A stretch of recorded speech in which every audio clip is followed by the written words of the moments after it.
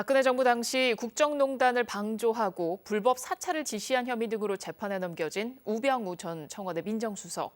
1심에선 두 혐의 모두 일부 유죄로 인정돼 징역 4년을 선고받았는데요.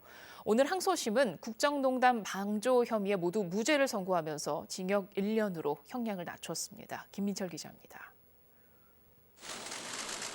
우병우 전 청와대 민정수석은 2017년과 2018년 잇따라 기소됐습니다. 적용된 혐의는 크게 두 가지였습니다. 박근혜 정부 당시 국정농단을 방조하고 국정원을 동원해 이석수 전 특별감찰관 등을 불법 사찰한 혐의입니다.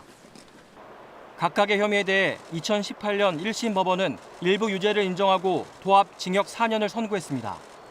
하지만 오늘 항소심은 3년 가까운 심리 끝에 국정농단 방조 혐의는 모두 무죄로 판단하고 징역 1년으로 형량을 줄였습니다. 재판부는 우선 최서원 씨 등의 비위 행위에 대한 감찰은 민정수석 직무에 속하지 않는다고 밝혔습니다. 이전 감찰관의 직무를 방해했다는 혐의 역시 불만을 나타낸 정도일 뿐 직무 집행을 방해했다고 볼 수 없다고 판시했습니다. 공정위 관계자에게 CJ ENM에 대한 고발이 필요하다는 의견을 내게 하고 2016년 국회 국정감사에 이유 없이 불출석한 혐의도 1심과 달리 무죄로 뒤집혔습니다. 재판부는 다만 이전 감찰관에 대한 불법 사찰 혐의는 1심과 같이 유죄로 인정했고 김진선 전 평창 동계올림픽 조직위원장에 대한 사찰 혐의는 1심과 달리 유죄로 봤습니다.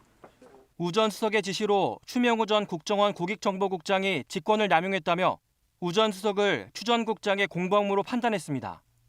우 전 수석은 오늘 유죄 판결이 난 부분에 대해 아쉽게 생각한다며 상고하겠다는 뜻을 밝혔습니다. 대통령을 보좌한 그 내용을 전부 범죄로 만들었다는 거. 왜 그렇게까지 무리하게 했느냐 하는 생각은 들고요. 대법원에까지 가서 끝까지 제 무죄를 위해서 싸우겠습니다.